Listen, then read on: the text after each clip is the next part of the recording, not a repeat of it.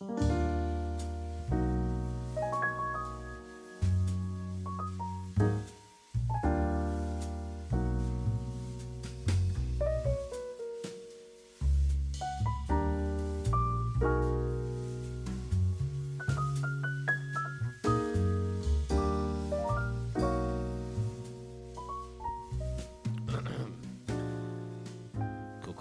Okay. Welcome back, listeners. We are, back in the studio recording a BP. Who knows when this will be recorded? Jason is definitely going to be checking the schedule to see when this one is slated to come out. Well, we know when it will be recorded. It will be recorded today, now, in this moment. Yeah. But when it will be released, though. Yeah. So I'm not even going to list the BP number because we may have another BP that we record later on. I think we purposely haven't listed out the number for a while because we didn't know. Yeah. So I wanted to have this discussion with you because a couple weeks, maybe even like a few months ago, you brought up the sort of concept of FOMO within anime and manga. Now, whether that was recorded and released or whatnot, I think it doesn't necessarily matter. Yeah, in relation to recording time, I did talk about those elements, yes, so for BP. What I wanted to do was more pick your brain about anime and the nostalgia factor. So I think we've done like top 10 lists before, whether recorded or just on the side between you and I. But let's just say, and again, this is not necessarily you needing to pull up what your actual definitive top 10 anime are, but on like a whim, just like a quick off the dome, in terms of like the best anime series or even the best manga series you've consumed, how many of those that you have in that top 10 or top 20 or whatever you want it to be, like how many of those have come out recently, like in the last year, maybe in the last 5 years? And how many of those would you say were like a lot older, maybe something that came out in the 90s, the 2000s? Because I know that one of the series that you will always hold in high regard is Gurren Lagann, right? But that series came out well long ago. I think like in the late 2000s, early 2010s. I don't know. Let me pull it up. But like, you would you say that like even to this day, like that Gurren Lagann is going to be in the top 10 for you? I mean, it's number one. Right. So it first aired in 2007. Okay. Right. I mean, I can list. I mean, I don't know if you want to have Mal open up, but I can rattle off literally right now at least like 8 to 10 shows that are in my absolute top 10 list. Okay. There would be TTGL. Yep. There would be Ghost in the Shell. Probably if I had to pick one, it would be the original movie. But Standalone Complex will be a second. I will group that together. Hellsing Ultimate. I would probably say... Is Cowboy Bebop in there? Absolutely. It would be in there. I would also say... Yeah, you're right. There is no...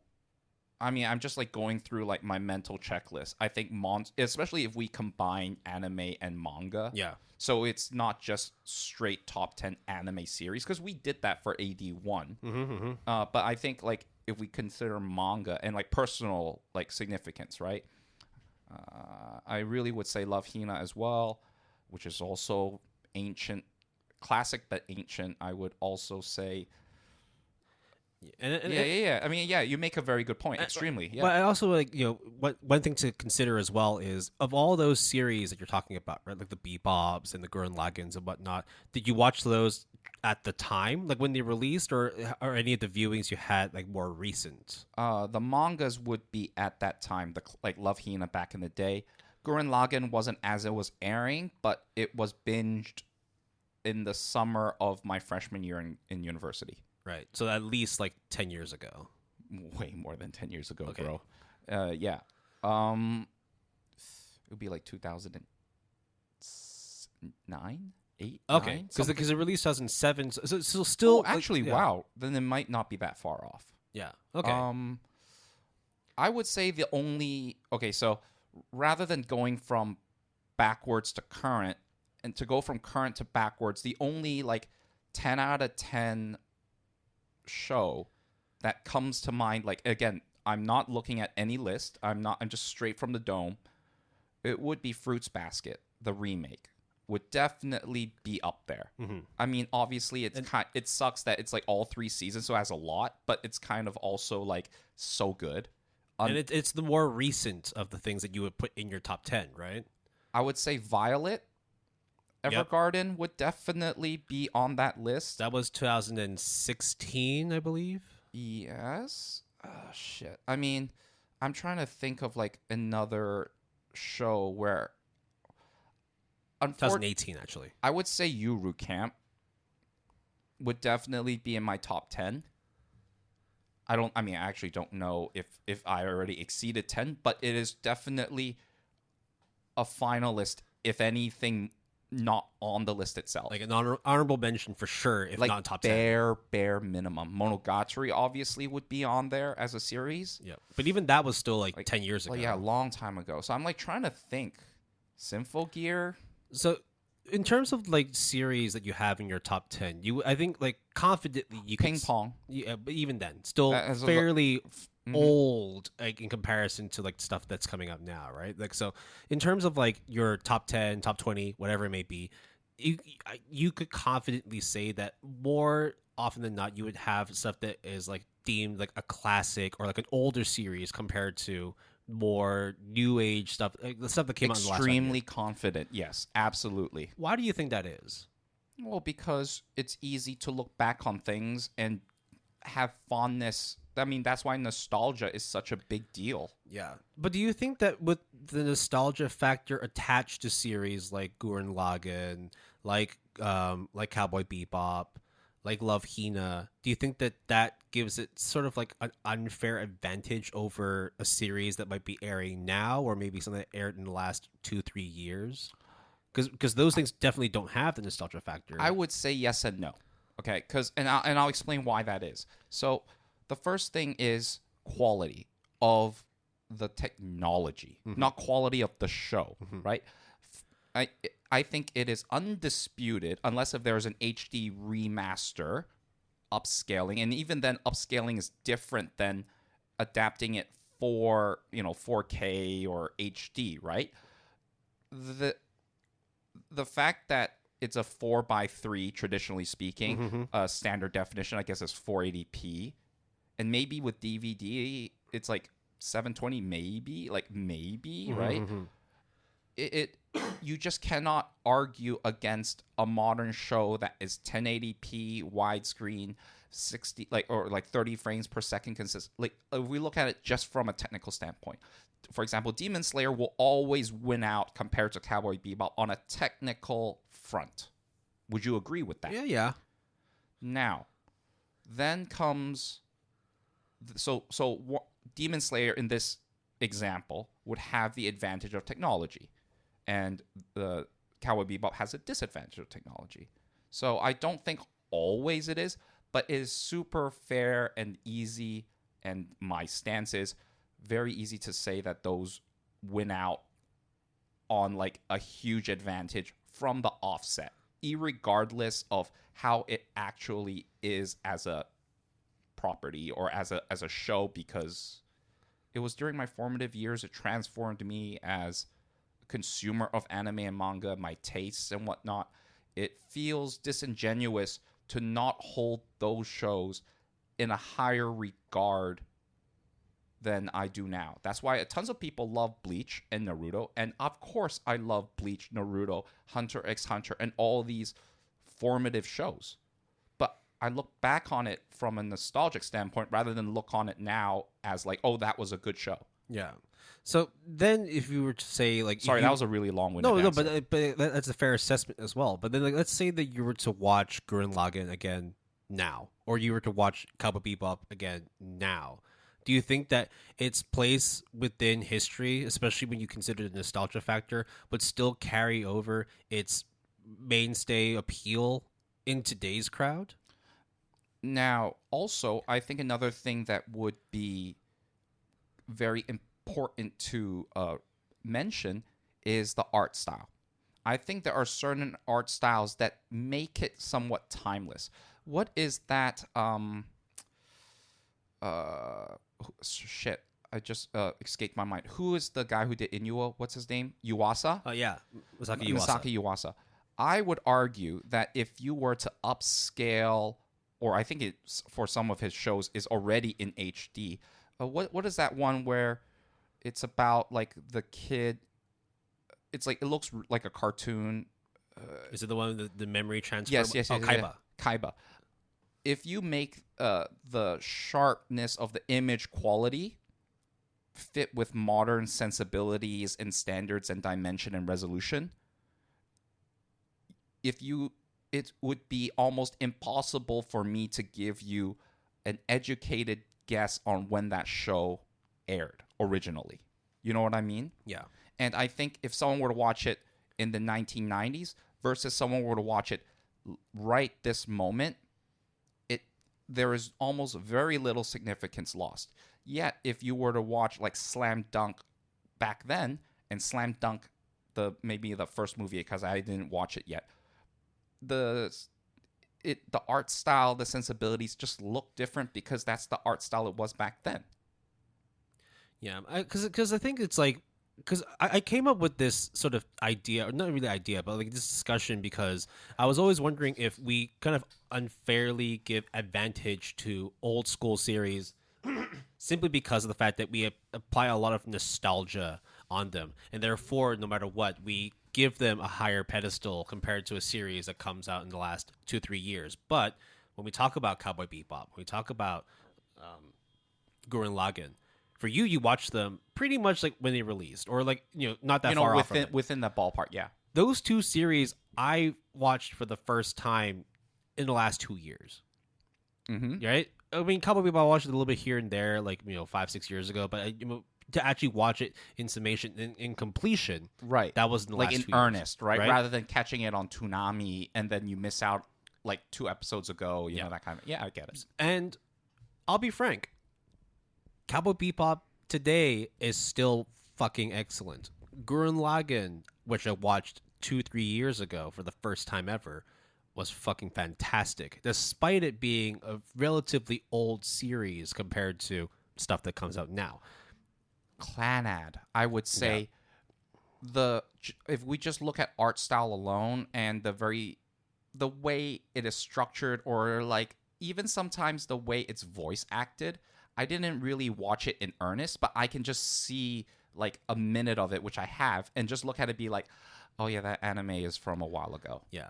And even then, you could still maybe say like, oh, it's ahead of its time in terms of like how it was done, how it was drawn, how it was acted. But it's the GOAT. But it's also like, or one of the GOATs. But that's an example of something that was at the pinnacle of what was available to them in terms of like the technology they could use, the talent they had access to, the amount of time they were given to work on something. Absolutely. And it's a testament to something that has basically worked with the test of time. That even though this thing came out 15, 20 years ago, that in this day, if someone was to watch from a fresh perspective, watching Clannad or Bebop or whatnot, that it still has something good for it, and that it would also have an impact on you in a positive way. I mean, recently and actually now, we have 2 shining examples, or albeit though extremely extreme, right? So if we take your example of back then versus now type thing, we have 2 remakes, or 2 kind of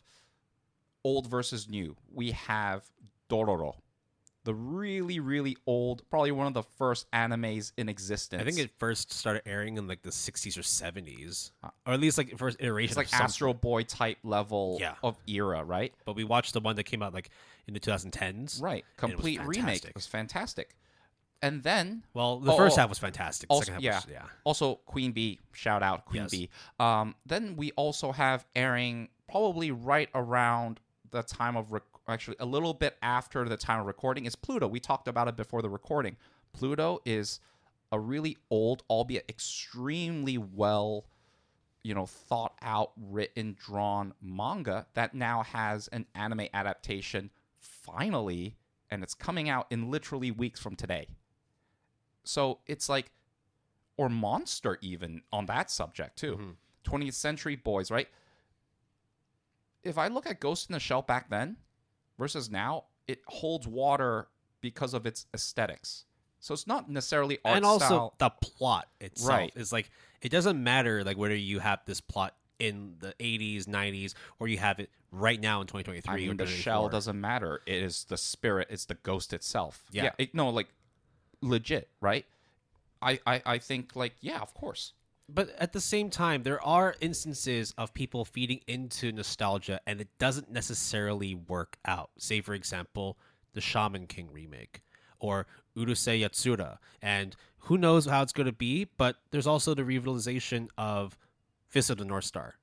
You know, a monster manga series from the 80s and now being brought back mean, almost 50 years later. Let's talk about one that is also in a similar vein, Berserk. Yeah. Greatest of all time manga, no doubt. But recently with 2016 Berserk, like holy fuck. It's hard to ever say that like just because something is nostalgic and powerful for its time that it is going to still succeed in today's world. I mean, I think also a lot of modern sensibilities and issues are completely different than 10, 20 years ago, even if not longer, right? Yeah. So if we take an extreme example, Apothecary Diaries is looking at it from a historical perspective. So, and it's set in Imperial China. So there is going to be first, second, third wife. They're all like living together. We're not saying that modern sensibilities do not have that type of relationship, but it is of a different sense.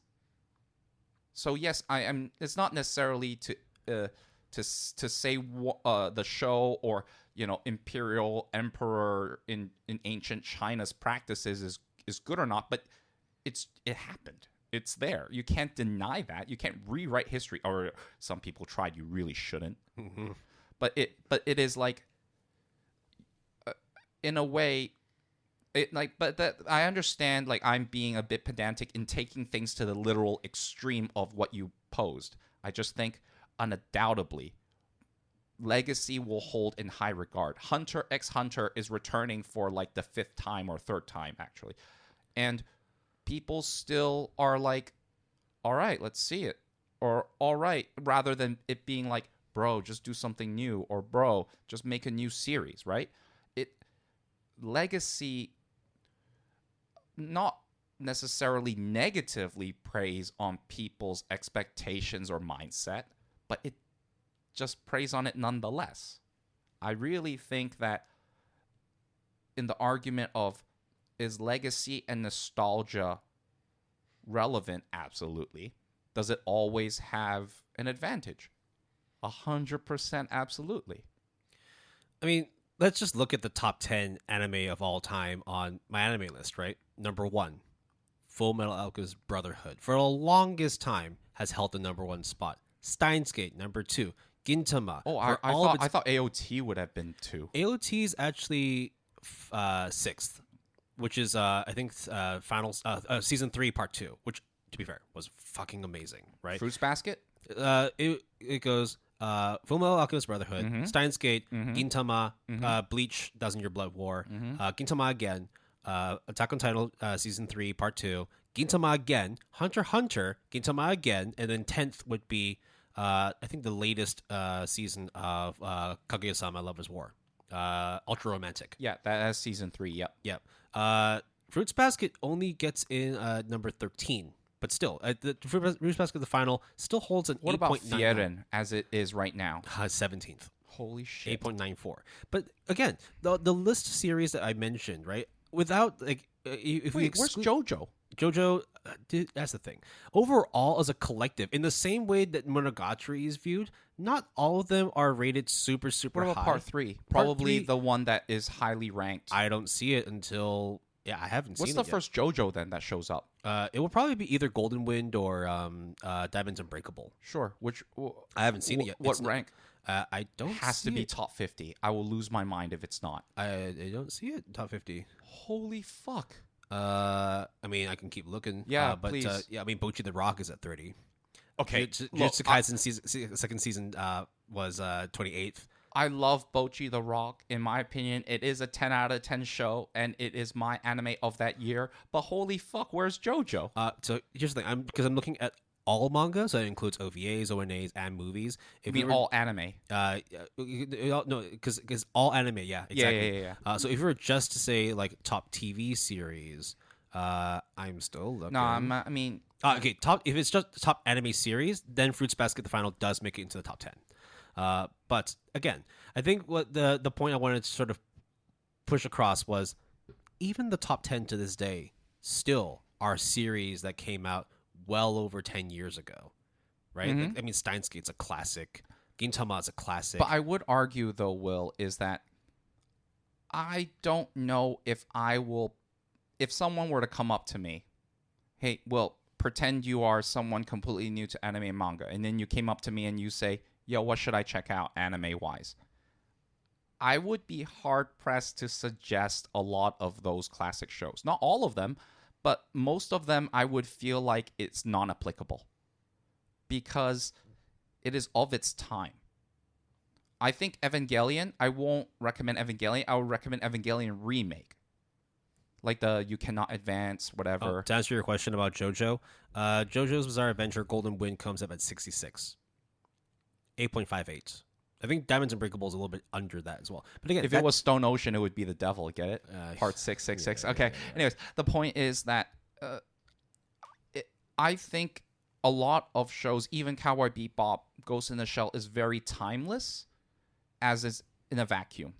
But I don't know if I would encourage a lot of people to go check those shows out off the get-go, off the rip, you know? Wouldn't you agree? It's hard because it's like you want to recommend, like, in your opinion, the best of the best. And that would, in my opinion, that would include the series like Monster. That would include things like Full Metal Alchemist Brotherhood. That would include things like Fruits Basket, right? And that's to say, not to say The Fruits Basket, remake. yeah, but even that's like as recent, quote unquote, as it is, it's still relatively old. And so when you're talking to anime fans who are coming into the medium now, you more often try to recommend stuff that is more contemporary as opposed to something that came out 30 years ago. I would argue of the shows that you mentioned, Steins Gate is like a very safe choice in terms of it transferring to a newcomer what I want that person to be or to get from Steins Gate, despite not finishing Steins Gate, right? But there is enough elements in there, and it looks and feels modern enough that as it stands in 2023, 2024, 2025, that it is good. I mean, Studio White Fox did a great job with it. But if it's like 2050 or 2047... Well, I mean, it's hard to use that as an example because Steins Gate's all about time travel, so it's timeless, right? Yeah, okay, great. But yeah, I think like you definitely start to see more and more series that are cracking into the. I mean, we had the whole debacle of at the time, Fruits Basket the final breaking into the top 10, even taking the number one spot. Frieren is there, Bocchi the Rock is there, Oshinoko. I mean, that is as new age and contemporary as you can get. But Oshinoko is going to fade out in like 20 years because maybe a lot of the things that they say, despite it being an extremely good show, is just not going to hit the same. I think because of the fact that the series we talk about, right, like Steins Gate, FMA, Gintama. No, not FMA though, because FMA is like fantastical, right? But what I mean more in terms of like what pushes them to be at the top is the longevity of its legacy. The fact that they've been around for so long. And the longevity of the fans Yeah. that are so like feverish in having them be at those spots. It's almost like manipulation of sorts. With FMA, they have over 3 million members on my anime list. You're going to tell those 3 million people that FMA is not the best, Brotherhood is not the best anime of all time. That'll take a long time for me to talk to all 3 million of them. And it's not a battle that's worth fighting, right?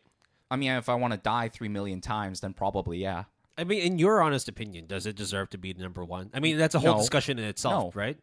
No. But objectively, at least if we were to go by Mal stats, it is. But would I agree that it is the greatest of all time among all of the greatest of all times? Yeah.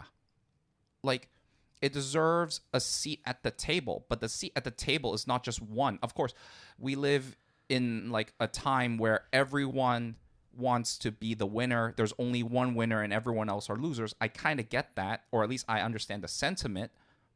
But art is subjective, so you can't quantify it, but we all need to quantify it, and we should, to a certain degree, quantify it. But your number one and my number one, it cannot be universal. But as a whole, sure, that's why it is number one on my anime list, because it's enough voice to, as a platform, for them to say, yeah, number one. Yeah. So with that, would you say that when talking about top anime series of all time, that it is unfair to include nostalgia and legacy, or is it silly to just ignore it in the first place? It's silly to ignore it in the first place. Right? Because wait, sorry. Repeat your question, because I might be too. As in, like, are people only saying that FMA Brotherhood is number one because of the legacy it built, or that Cowboy Bebop because of its classic like appeal from like the timelessness? Time? Yeah, like, or is it what? Is it like unfair to use that as an advantage in putting it in top 10, or would you say like why would you ignore it in the first place? Yes, why would you ignore it is what I'm trying to say. Yeah. That's why I need you to clarify, because yeah. I realize I might have said the polar opposite. Yeah, you cannot ignore it. That's not fair to the show, and that's not all fair to other shows that is trying to compete for this metaphorical ranking on my this literal ranking on my anime list. But again, it's a collective of subjective opinions. I mean, right? Will, we play board games a lot. We love board games. What if I gave you a purposeful handicap, and you know of this handicap? Would you, if you win, would you feel like you were insulted in a way, or that win was not legitimate? A win's a win. You see, it might not matter to you, right? Yeah. But in my opinion, for me, I want to beat someone who didn't let me go easy. Yeah. Because that I diminishes well, my win. That diminishes probably the other person's skill set or enjoyment as well. Because they're like, why am I pandering to this guy who doesn't know shit? There's a difference between like earning $100 and being given $100. Now, right? I know not everyone subscribes to that belief, and I know a lot of people. For example, I loved playing fighting games. I can probably trash almost all of our friends, Me included. But like, anyone even considered a semi-pro, or like who goes to tournaments like I do, like I say I go to tournaments, I always get 0 and 2 or like 1 and 2, like easily. I don't make it out of pools at all. I'm like the bottom of the bottom, but I am on the top of literally all my friends. So it is fair to acknowledge all facets of it. You know what I mean? Yeah. So and I'm not going to go easy on someone. When you play League of Legends back then, do you go easy on the other person if their rank is lower? No, fuck that. Yeah. I think, like, especially because when we're talking... when you win, yeah. bro. I mean... when you win, it's like, dude, I beat the odds. I fucking made it, bro. Yeah. I mean, like, if we just talk about, like, anime again, right? Like, even with, like, the fucking, like, scaling of the ranks with Oshinoko and Fruits Basket, Kaguya-sama, Frieren, and all that, the number one anime, objectively, quote-unquote, is still Fullmetal Alchemist Brotherhood. And if we talk about the popularity ranking, okay, top 3. Number 1 is, no doubt, fucking Attack on Titan. Number 2 is Death Note. But again, those series had, like, staying power. Those things, even though they debuted well over 10, 15 years ago, to this day are still held in the highest of regards, even when you have series like Frieren and Yoshino coming in and trying to take them off their fucking podium. I think any of those shows that are ranked really high, if you were to tell me on a certain website that has a large pool of users that that's their number one, almost all of those shows that you mentioned make sense to me intrinsically. Like, I'll be like, oh, yeah, okay, cool. I don't think any show that we have mentioned in this recording right now, I would be unhappy or unsatisfied or think something is weird or wrong if they were not number one. Yeah. Because I can make the argument for almost every single one of those to be number one at a certain point or in someone's mind. Yeah, and that's not to say again, like we're not trying to push the agenda of just because it's a classic, it deserves to be in the top 10. No, that's far from it, right? But it's not like you're gonna see us like saying, "Oh, And Mars of Destruction will be great, right?" yeah," or it's like like for example, like Trigun, classic, lots of people love it, but it rarely ever cracks into like top tens of any list. But it's like you always hear one or two people that just say like, "Oh, Trigun was like." I watched it in my formative years. It's a great anime series, but the anime score itself is relatively low. I think Trigun is good. I would say even very good, but it's not great. Others may not have that opinion, but that's my opinion. I mean, I agree with and you. I watched it with DVD. It's a good series, but to call it like a top 10 classic, classic you can say. Top 10, that's differing opinions. Well, there. if you watch 10 animes, then yeah, sure, yeah, top 10 for sure. Yeah, I mean, like there's no other way to argue that, right? Yeah. But I think nostalgia absolutely plays a factor. For sure. It's almost insulting for anyone to assume that will not factor into someone's consideration. Yeah, because you always have fans that like just want to watch the latest and greatest, and sometimes you just look at them and be like, well, if you want the latest and greatest, those are hard to come by. Why don't you open up the scope and just watch something that is from 10 years ago, 20 years ago, maybe even 30 years ago? But as you did mention as well, it does come with a caveat when you do try and recommend a classic or like at least like a deemed like nostalgic top 10. Yeah. Right? Like how readily are you going to recommend somebody to watch all of Gintama? Right. I mean, I wouldn't watch it because the other factor is that there's too many episodes, right? Yeah. But again, it's like it's a classic. I watched Gintama maybe 5 years ago when I first started watching it, and I fucking loved it, even though it is a relatively old series. But to get somebody to start watching it based on my nostalgia, it's the nostalgia factor is very much subjective as well. Yeah, of course. And I think the problem is when you get someone who says, "Oh, I watched Cowboy Bebop today, finished it all in one go. I didn't quite like it." The problem when you say that right away has certain kind of connotations. The first thing is by default, and I mean by default, everyone will be in defensive mode that adores Cowboy Bebop and just trashes the shit out of that person. Then that person is either going to double down or just like, whatever, fuck it, or whatever. And I also don't think that mentality is wrong because it is towards that person. We built our acquired taste organically through Cowboy Bebop, Ghost in the Shell, and all of these shows.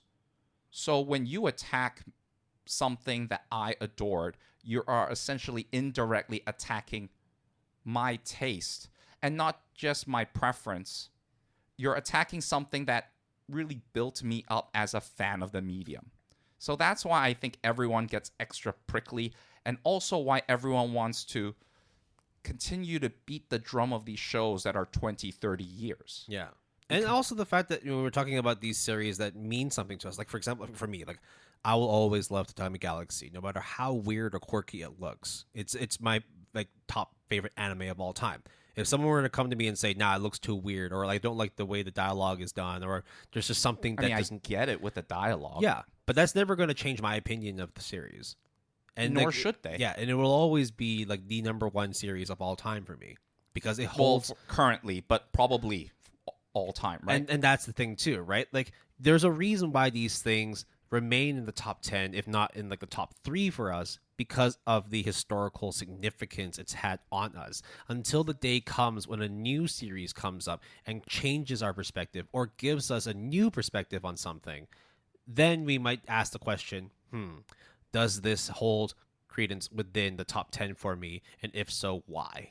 I think the nuance that you have is important compared to the notion of it will never crack the top 10 because of these legacy people, these legacy anime titles. I meant these people as in anime titles, anime shows, because nothing will ever crack it. I think having that kind of notion is, in my opinion, extremely stubborn and short-sighted, because something can come along that is genuinely in your hearts of hearts, a top 3, 2, 1, whatever, yet you deny yourself, by the way, that satisfaction of giving that show that impacted you to such a degree that you would consider this thought of dethroning a legacy title. You know? I think that takes bravery, because it's kind of like you start questioning yourself, and you might think, Jason, you're being so melodramatic. Yes and no, right? But the fact that you have that thought is already, to me, miles ahead of what I would say a lot of people do. Yeah. I think that Then just, in my opinion, if you believe that those titles are unshakable, then just remove them from the list, period. Yeah. As in, they will always be 1, 2, and 3. So then your number 4 is your new number 1. That's what I would say. Yeah. And I think that one thing that's also important to consider when talking about top 10s or like your favorite animes of all time, and you're throwing in the nostalgia factor, the thing that's like supplements it as well is the context, right? Like, why is it that this particular thing holds importance to you? Is it just down to the fact that it was something you watched at the time and it resonated with you? Or is it because the fact that, you know, even to this day, like those same thoughts exist and whatnot? Or, you know, maybe you were watching something in a specific state of mind and that was like a truly like pivotal. I mean, that's the same thing for TGL for me. Yeah. I was literally like experiencing some sort of like existential like identity crisis at that time. My friend casually at a Vietnamese restaurant was like, "Bro, have you thought about watching this show? I thought it was really good." And I was just like, okay. And of course, at that point, when I watched it, it became my number 1 of all time. But also because it just so happens to also be a fucking badass anime. Yeah. So it not only is a really good anime, honestly, critically, but then it has that personal attachment, that personal story that makes it that much more significant. It's like double number 1, that kind of thing. Yeah. But also, look, Will, you joked around with Steins Gate. For argument's sake, if time travel were to exist, it's possible that Steins Gate is going to be a terrible anime because it's not realistic to time travel, whatever. I'm legitimate, right? That's a top 3 for me. Steins Gate will always be in that top 3 for me. Well, I say that in this current context. No, yeah, I understand, you know? right? Like, who knows, right? Who knows in 10 years' time, maybe something else comes up. But that is something that is pivotal, as in Steins Gate and time travel goes hand in hand. You cannot say it's not a time-traveling science fiction show. But let's say, for argument's sake, time travel already exists now. Yeah. Then how it actually works, the science of it, and again, we're assuming that time travel actually can happen or work, then that might make Steins Gate void just because of how time travel works. But it doesn't void it of your personal top 10 list. It just might void a lot of people or more people liking Steins Gate. That's what I would say. Yeah. One thing I do want to ask, where does Land of the Illustrious fall for you? Is it top 10? Like, if we remove the manga from it and we just solely talk about the anime adaptation that came out in 2018, 5 years ago. It would not be top 10. But is it close? Yeah. But funny or not, I'm very certain until the end of my life, Land of the Illustrious, unless, because I don't think season 2 will ever come out, but please do a season 2, it will always stay in the honorable mention category. It will not be on that top 10 list. Yeah. Just because. But you have had those considerations before, right? It's not like a done and dusted, it will never be top 10. It's more just like it could have a place, but as of now, still it's only an honorable mention at the very least. So when I first made that list, which again I redid that list for 81. Yeah. I did not get to Land of the Illustrious as a show that I thought about putting on that list until that list was full. Mm-hmm. Hence the honorable mention. So that's what I mean by like it will always be an honorable mention, because there are already so many people ahead of that line that unless if they do, a second season, because currently it is in stasis. You're just running off of what came out. And we're not considering the manga, which I do consider a 10 out of 10, probably top 10 manga. But we're talking strictly anime. It will always be as it currently is in honorable mentions because there's just other shows that either has made more seasons or will always be ahead of it. Yeah. And I think that when you start watching more and more series, right, whether you do try and catch up with like seasonals or you just wait for something that comes out in the next year or so, that perspectives could change, right? Yeah. Maybe then you start can timestamp this and I'll be like, bro, Will, Planet After Story. Yeah. Bro. But let's say stuff that's come out this year, right? So, for example, like Oshinoko or even Bocchi the Rock, right? Those things have steamrolled the rankings over the last 6 months, and you've watched both of them. Maybe not all of Oshinoko. So you watched both Oshinoko and Bocchi the Rock in fruition, at least what's available. Do those ever crack into the top 10? Nope.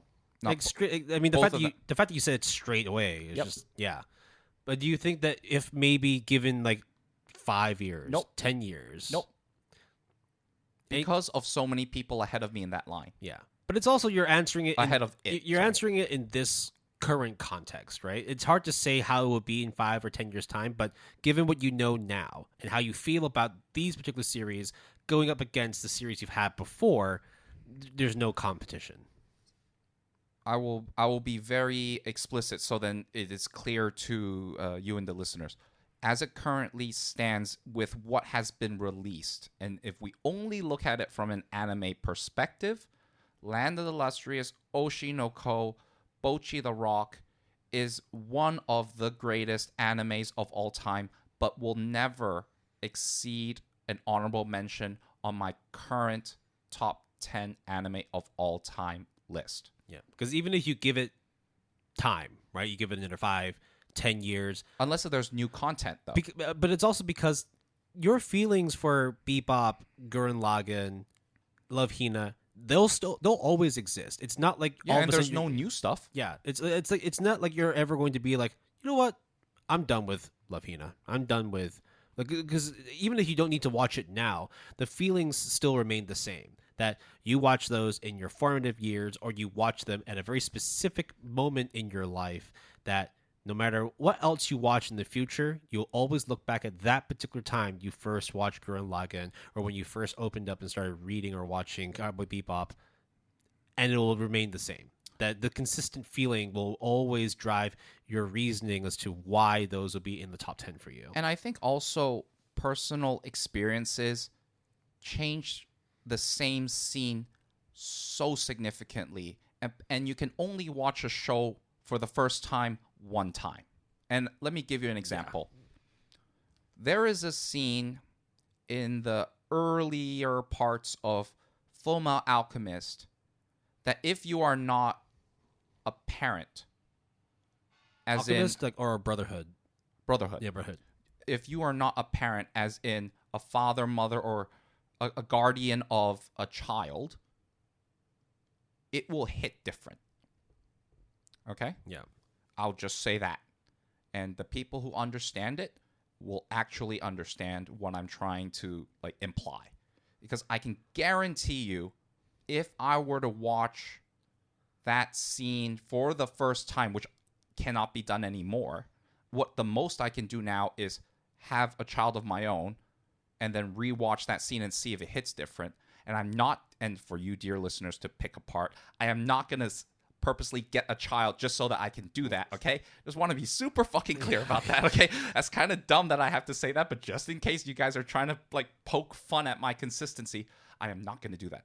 But it's just impossible because I can't rewatch it for the first time. Yeah, you can never erase that memory. But I can probably, with a high degree of certainty, tell you that if I were to see that scene when I am a parent and watch that as a first time, it is going to hit different. Yeah, but you can't unwatch something you watched. But right? I can at least understand that it will hit different. But it's kind of like, seeing is believing or experiencing is believing, right? Yeah. I know it will be more impactful, but to go through that in that moment is going to be different. Yeah, Right? In the end, it's you're basing it off of like a real life experience, an inherent bias that, And you'll never get that chance again. Yeah.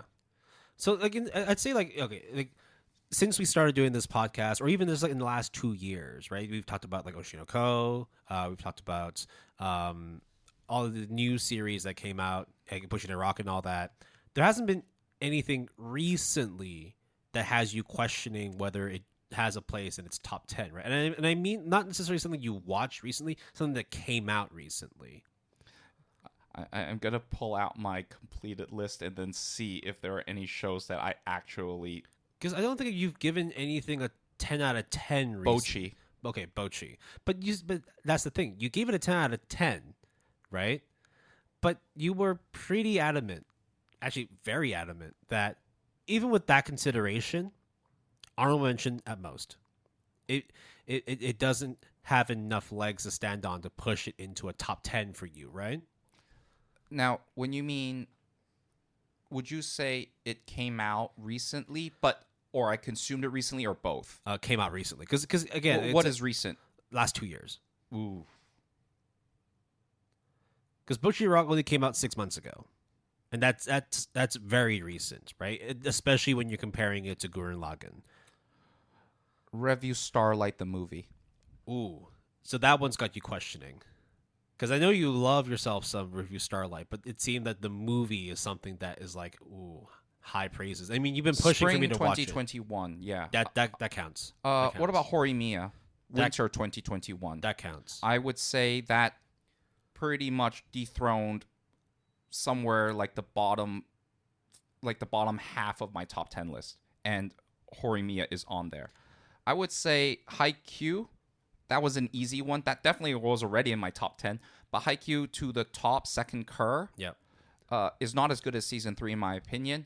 But it is like, if I need to, let me put it this way: if you were to be like Jason, if you want to put Haikyuu to the top, you're gonna have to delete another entry. I would do it. Okay. So it has season 3 and to the top. Yeah. And so that's, I guess then it's like, it's not always just down to nostalgia and importance, the contextual importance of an anime series that makes something in your top 10. It's also just something that is just absolutely wonderful. Vivi. Oh, yeah. That's top 10 for you. Actually, no. But as in that spring 2021, I did give it a 10 out of 10. Yeah. But is that top 10 for you? Because let's be real. VV's Fluorite Eyes. But it is 10 out of 10. Is so good. I would say Fruits Basket would be ahead of VV in that sense. Even then, Fruits Basket is still honorable mention at this stage. Ooh, I would say Fruits Basket. Maybe 10th? Like low third, like low thirds. So maybe 7th, 8th. But 7, 8, 9, 10, somewhere there, yeah. Yeah, I mean, I think Horimiya I would rank higher than Fruits Basket. Not because I just really like Horimiya, the anime. I think it did a lot of things well, and I would put Review Starlight ahead of both of those. I think in the last 2 years of watching stuff that came out, the one series that's got me thinking of whether it should be in my top 10 is Summertime Render. What about A Silent Voice? But that didn't come out in the last 2 years. I watched it in the last 2 years. Oh, okay, right. We said it has to not only... It actually has to be recent, not in the sense that I watched it recently. But yeah, Summertime Render, very fucking good. Is it going to be in my top 10? That's still to be decided, because there are a lot of things in my top 10 that I would feel very uncomfortable removing. Right? And I think that's the thing, right? And that actually reminds me, that was what I forgot earlier. You and I consume anime a lot more than the average Joe. The average Joe. The average Jane. Right? And you, dear listeners, listening to us talk about anime is already also, believe it or not, more than the average Joe already. Because the average Joe probably won't go out seeking AniTubers or other podcasts. You might not be watching more than one series at a time. Yeah. They might love anime to death.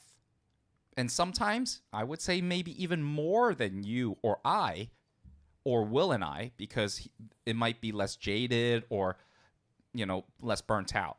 But if you consume less, the number of candidates that can be put on that list is less.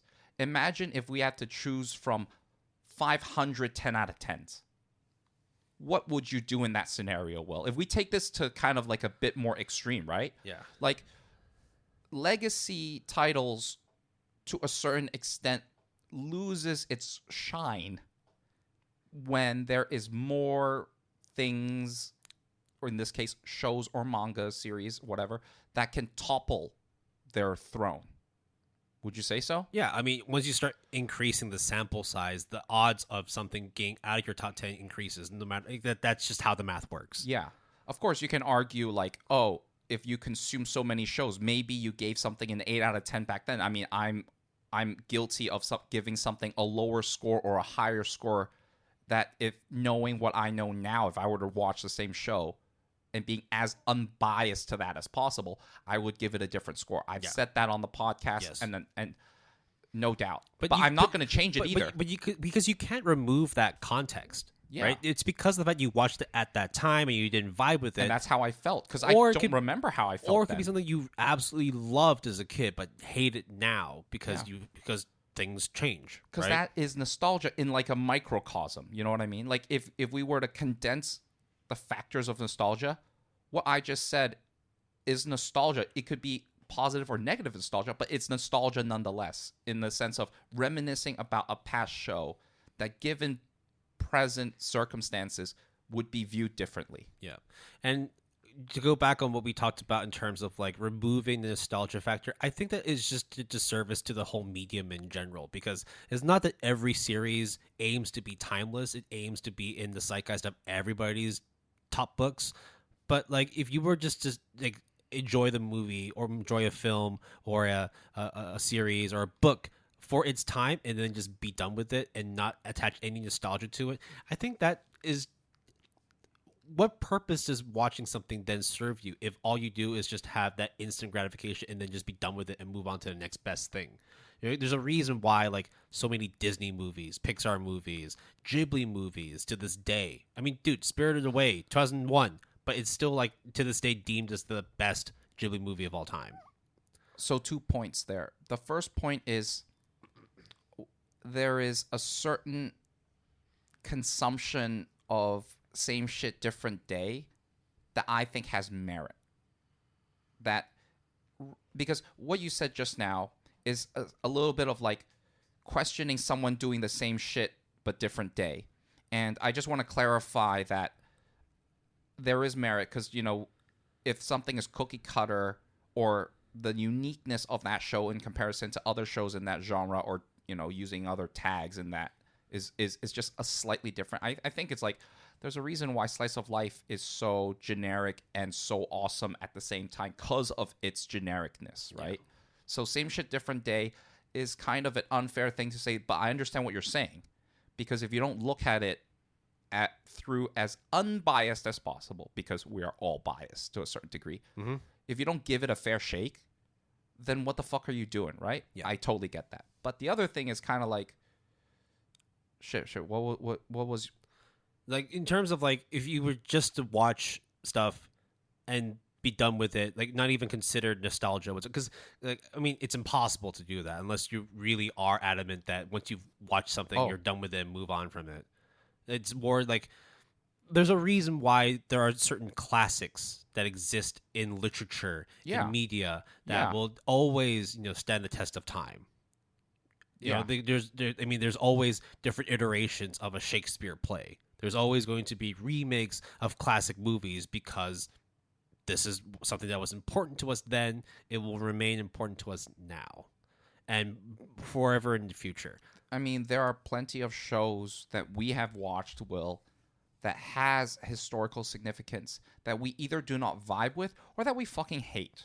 But the thing that we will not deny and should not deny is its historical significance. And that always plays a factor, because that piece of work was pivotal for whatever reason in the medium of anime and manga, right? But whether it speaks true to you or not. Exactly. Yeah. So it's like, it's kind of a tough situation, and in many ways a non-issue, just because it an impossible issue to tackle, such that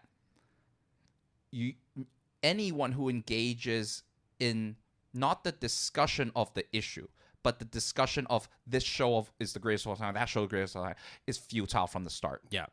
That's like, you're losing from the get-go there. We can talk about how it affects, just like how we're talking about it now. That's fruitful. That's meaningful to a certain degree. But you arguing to me, me arguing that Gurren Lagann is the greatest of all time, and you arguing Tatami Galaxy is the greatest of all time, and trying to convince the other is like, bro. Well, it just becomes an echo chamber at that point. You're just saying things that you want to hear because of the fact that that's what's important to you. And it's unshakable. Because what am I going to do? Change my mind? No, because it contains significance of personal experience for both of us. Yeah. Such that, how can you detach that? And how can you add that to the other person's perspective to convince the other person? It's one thing to say, oh, I was depressed, and then watching it lifted me up. You understand those words. Yeah. You might have even gone through depression and has been lifted up through, whatever means or reason, but you didn't know how I felt, and it might not even be the same way. You can't recreate that. I can't take it out and put it in you, and then be like, you be like, oh yeah, bro, fuck Tatami Galaxy, Gurren Lagann #1, bitches. No. That's stupid. Yeah. And in the end, too, it's like, just because you don't have Tatami Galaxy in your top 10 or whatnot, I'm not going to respect or disrespect you. It's, in the end, this is your personal feelings. This is your personal context. No, we won't disrespect you. We just think you're stupid. Yeah, it's just there's no... sorry. No, legit though. Yeah. Come on. There's no two ways in terms of convincing somebody that a classic is not a classic. There's no way in telling someone that you're only just putting this in your top 10 because it's nostalgic for you, and it shouldn't matter because there's always new great things that really should take your attention. I think that is a fair thing to say, but if that's the only thing you say, then get the fuck out. Yeah. That's my stance. And the inverse is true. If you think nostalgia is the only way that this show deserves to stay in your top 10 list versus another up-and-coming show that you genuinely thought was good, and that's your only reason, is because of nostalgia, then get the fuck out. In the same way as well as if you're only using a nostalgia factor to bring something back or to actually further a medium, that's also very short-sighted as well, because just because something worked for one thing does not mean that it carries over across all other things too. Right? I'm not saying again, I think the Fist of the North Star thing is very applicable here because the fact that yes, this is a manga series that came out in the 80s and sold and circulated well over 30 million copies, but there's no guarantee that nostalgia is going to play a factor into the new iteration of Fist of the North Star, just like how we saw with Shaman King, just how we saw with Urusei Yatsura. I mean, there's also the new Rurouni Kenshin, right? And that may or may not be popular, but it's definitely not using you know that people are using the old school nostalgia of original Rurouni Kenshin to drive the popularity of the new iteration of Rurouni Kenshin, whether it deserved or not. I mean, whether you choose to weaponize the nostalgia, whether you choose to ignore it, that's very much your own choice, and it should never dictate whether you want to consume something, whether you want to lambast something, or just ignore it. I think. I mean, when it comes to talking about the greatest anime of all time, you would be dumb to think that it is not to do with your own personal choices, your own personal takes. If you were to say that your top 10 is based on what my anime list told you, you're not developing your own tastes and your own perspective within the medium. You are more merely guided by what's been told to you is supposed to be the latest and greatest. Look, Fullmetal Alchemist Brotherhood, for sure. #1 for a reason. Is it top 10 for me? Debatable, right? I'm not going to be saying that because everyone else thinks it's #1, because they have their own nostalgia factor on it, that it should also impact my own perspective, my own viewing of the series in terms of where it stands across the test of time with other anime series that I've watched and consumed. Don't be a believer because other people tell you to be a believer. Be a believer because you actually believe in it. Don't be a sheep. Be a wolf. No. Yeah, it's okay to be a follower, but you have to do it from a genuine place for it to legitimately be meaningful. That's how I take it.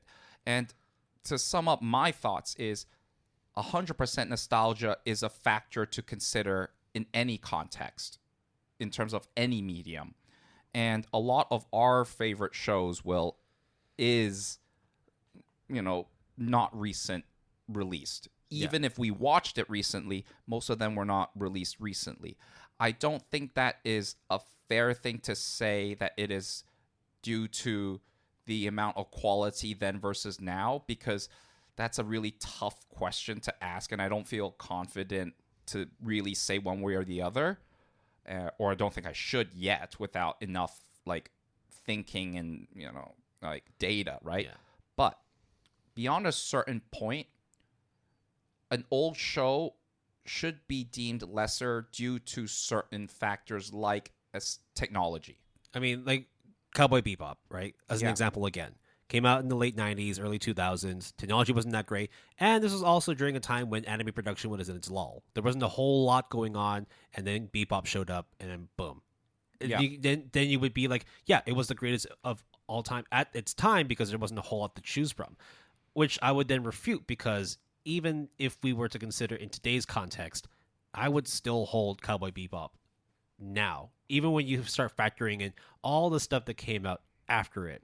Because whether you watched it back in the 90s, the 2000s, all the way up till now, in my personal opinion, and I think in your opinion as well, that the story of the storytelling, the art, the performance of the voice actors are timeless. Yes, those parts are timeless. But if we talk about aesthetically, right? Not aesthetic, image quality resolution, right? Yeah. That is, in my opinion, indisputable. That shows nowadays look way sharper, way better than back then. It's also unfair to make that comparison. And if you do that, that's fucking stupid ass. Yeah. But it is still undeniable, right? Yeah. But once we go past those parameters and components, things, as you said, like plot, like themes, like character performance, art style, whatever, those will stand the test of time no matter what.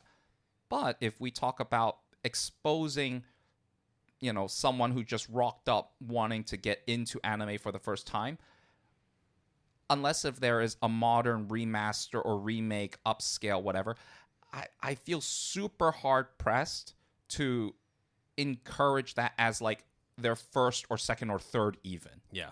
And even then, it will lose out just due to the fact that it looks or feels a certain way.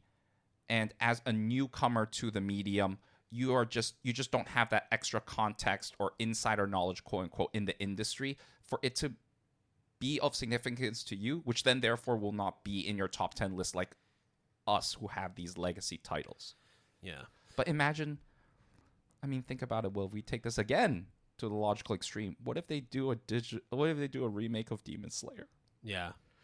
Think about that. Fucking think about that. A remaster of AOT. Fucking think of that. In 8K, 16K, or VR, whatever. VR, whatever, right? Just fucking think of that, dude. That's fucking insane. Yeah, I think, when we're talking about, Cowboy Bebop and all these classic series, they came out 20, 30 years ago, but that's actually not a lot of time.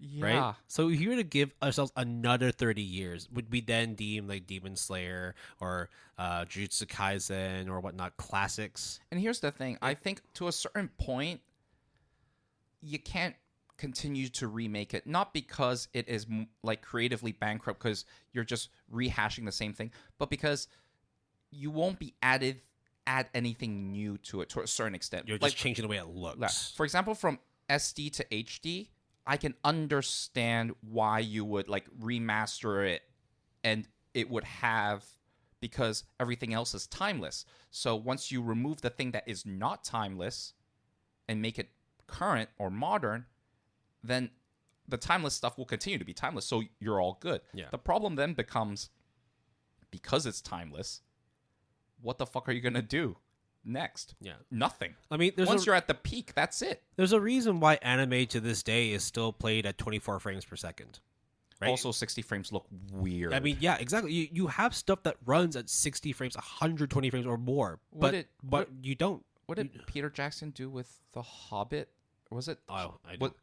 You know where the director did 60 frames per second the movie film. Oh, there's like there's different like ways of filming, and then for example, like Oppenheimer, they had one which is like an 18 millimeter camera or whatnot, and you have a choice of either watching that or like the high res version of whatnot. Like, yeah, It looks weird.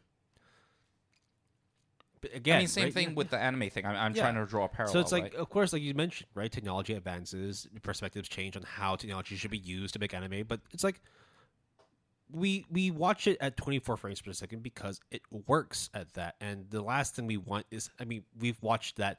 If upscaled to 60 frames per second, how Sword Art Online would look, we hated it. I mean, Haikyuu was barely okay. Yeah. But Sword Art Online was, oh, God. Yeah. But if it was made from the ground up as 60 frames per second, I think it would be okay, right? Yeah. Look, I think like in the end, like however you choose to view your anime and what makes your top 10, this is not even a discussion about what top 10s are. It's more just whether you place certain value and certain biases on shows just because they're classics or because they have nostalgia factors for you.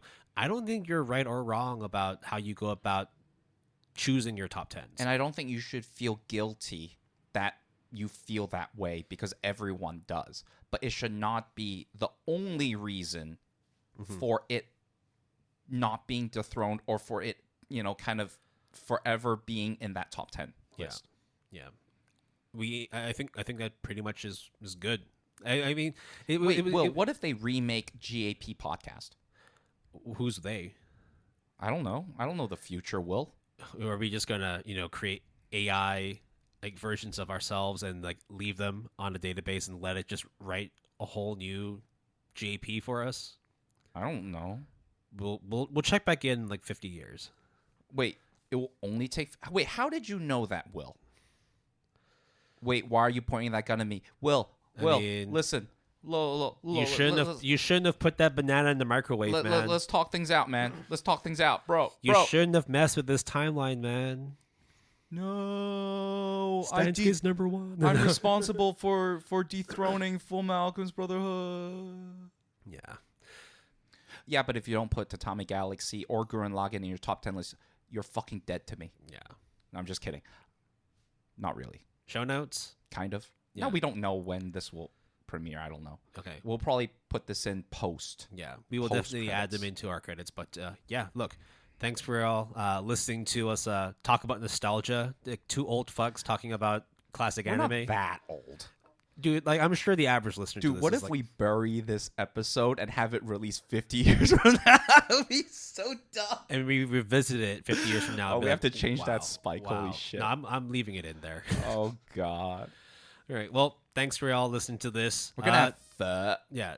Tune in 50 years' time where we decide if we were right about nostalgia or whatnot. Or, in 50 years' time, actually, you know what? Yeah, maybe Gurren Lagann and Cowboy Bebop weren't all that great. Spoiler alert, no, they'll still remain in the top 10, even when we die. Well, you'll remain in my top 10 forever until we die. I mean, there's only one, to choose from. What other GAP partners do you have? So, did that change what I just said? Yeah. You're still in the top 10, bro. Signing off with that. Thank you for the praise, buddy. Hey guys, Will and Jason from the future coming back to make a quick edit for this episode. We didn't really know where this was going to fit in our current catalog, but Jason has found a little time slot for us to fit this little BP. So Jason will be going into a little show notes just to make sure that we credit the appropriate people and we don't leave anything out. Yeah, we're not going to have the whole housekeeping script. We're just going to name the BP opening is... Hi everyone, Editor Will here, just fixing up an issue that we had in the recording. After Hours Dinner by Almost Here is the BP opening we'll be using for this season, and the ED music we'll be using is 2011 by Rocket Jr. That's about it. Sorry for the editing. Hopefully everything works out in the next recording. Thank you. There you go. So go support those music artists that we featured on Epidemic Sound. And that's pretty much it. Will, anything you want to say before we peace out and go back to the future of the past future, that kind of thing? I don't know. What kind of X-Men Days of Future Past are you trying to do here? I don't know. Wait. Would you be Magneto or would I be Magneto? I would be Mystique.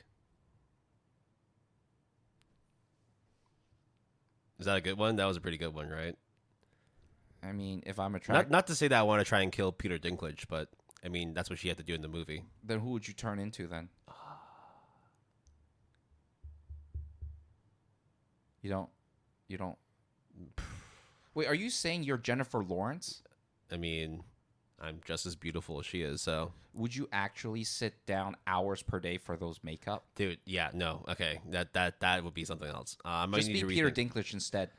Okay, yeah, no, that's a badass character there. Yeah, I'll Badass be actor too. yeah, I'll be Dinklage. Then what would I be? You could be Beast. Was he in the movie? He was in the movie. Yeah, Yeah, or he's the original X-Men. yeah. I'm actually a huge fan of X-Men in general in the comics. Wait, that means I'm hairy? I'm not fucking hairy. But you're big. Oh, and you're fucking not, you piece of shit. I'm beautiful is what I am. I'm big and beautiful. Beautifully torn up by me, the beast now. Oh, I'm sorry. Oh, All right. forgive me. But thank you for our stupid shenanigans. Stop it, Hank. Stop it. All right, I'll catch you, dear listeners, later, and get ready for our next episode that will be released soon. Bye-bye.